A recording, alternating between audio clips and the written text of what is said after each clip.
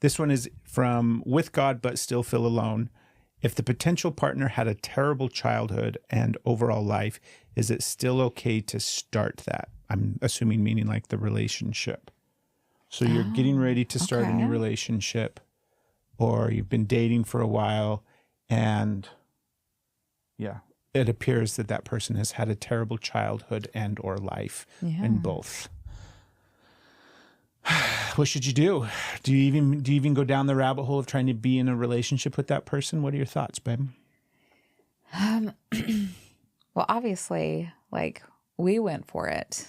Yeah. Right. I think if you have the opportunity and the awareness to sit with that beforehand, which we often don't get. Sometimes we find ourselves there, and it's these things that we don't find out till later. So it sounds like, maybe if you have the opportunity and the awareness of this as you're going into the relationship, you've done work on yourself. So you have this awareness, and it depends on how, like, they're showing up in that space. Are they showing up with, yes, I had a difficult childhood. I had a really traumatic. There's a lot of things that I've gone through. And this is why I do all these things, and none of it's my fault. And I just can't stop. And all of these things happen because this happened to me, because justify. Nothing's my fault because I had a hard childhood, and you should just take care. If that's the energy that you're getting, then absolutely not.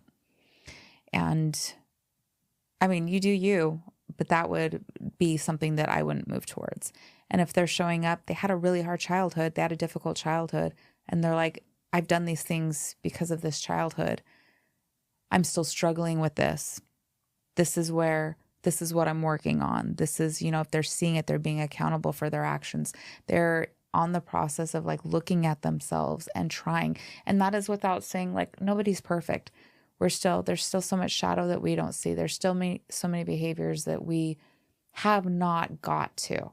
There's still behaviors that we're probably still justifying, but being willing to look at something. It doesn't mean you have to have the answers. It doesn't mean you have to do the fix. Are they willing to look at things? Yeah, the accountability Are part. they being accountable? Are they willing to change behaviors, even if they don't know how to do it yet? But are they like, this is something that I'm working on, and either making behavior changes, or being the fact that I don't know what to do with this shit. I don't know how to change that yet. Then those are, I think, some like really green flags, because everybody has stuff and everybody has different levels of stuff. And it's what you're doing with that, what you're doing, how you're showing up with it. And most people that have had a really difficult time don't come out of the gates being accountable. Most people have made a lot of mistakes on their own before they're willing, or not even willing, but able to start seeing it and start looking at it. So you just have to decide what feels like a healthy space for you. How is that person showing up in a way that you feel like is a healthy space? And how are you showing up in a healthy space for them without expecting perfection or explaining away everything for them because they had a hard childhood, which is also something that we've both kind of messed with in that space too. We've both got wrong a lot and have the chance to get right. Yeah, I agree with everything that you said. I think a lot of it has to do with, because as you were talking, I was thinking like, is there something that would just be too much, right? And I'm sure there is. Everybody's different. Everybody has what is too much for them, right?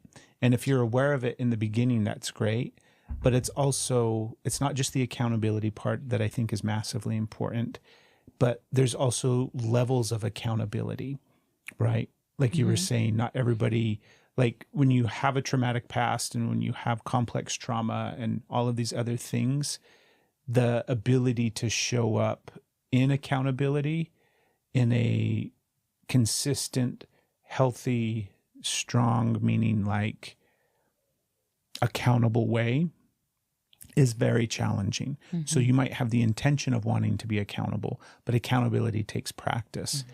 And the more trauma that you have and the more complex it is and the more issues that you've gone through and experienced, the harder that accountability is going to become, because accountability doesn't feel safe when you come from complex trauma, because you were never like shown it. It wasn't something that you witnessed or saw, right?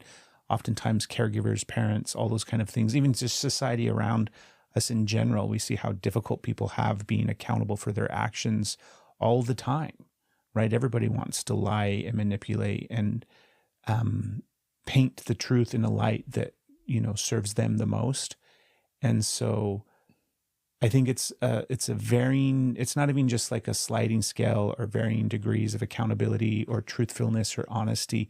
It's fully knowing that is a sliding scale that person's going to be navigating if you're in relationship with them.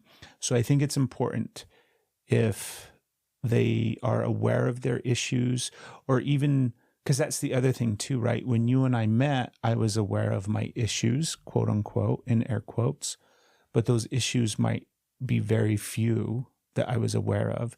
And I didn't really have a huge sense of the totality of those issues. So even just one issue, there's multiple layers to an issue that I didn't have awareness of. So I would have said, yeah, I'm aware of my issues and these are what they are. And you'd be like, cool, this guy's, working on his stuff and he's aware of what's going on and he's trying to improve himself. Seems like a safe relationship to go towards. And then enter in, the last 10 years of our relationship. So I think that there's a part of it that you have to know that even though somebody might talk about, yeah, I come from this traumatic past, or my childhood was like this and I'm still struggling. The reality is that journey for them to heal and be able to show up in a relationship with like secure attachment type style connection, being able to communicate, all of those things, it's just going to take a lot of work. So making sure that your, not assumptions, what's the word? Expectations, making sure that your expectations take that into consideration, because knowing something and then not doing something, like the space between having like a maladaptive coping mechanism or a behavior that stems from complex trauma, being aware that it's happening and taking place, and then not doing it, that space in between those two things is huge. Mm. And there's so much that takes place before you consistently and routinely and kind of like moving forward from this point on, no longer do that thing or experience those issues. That is such a huge space.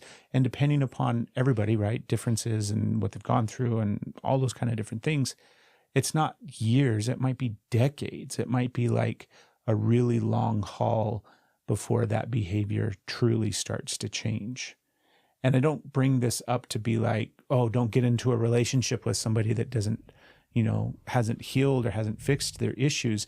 It's that age-old question of like,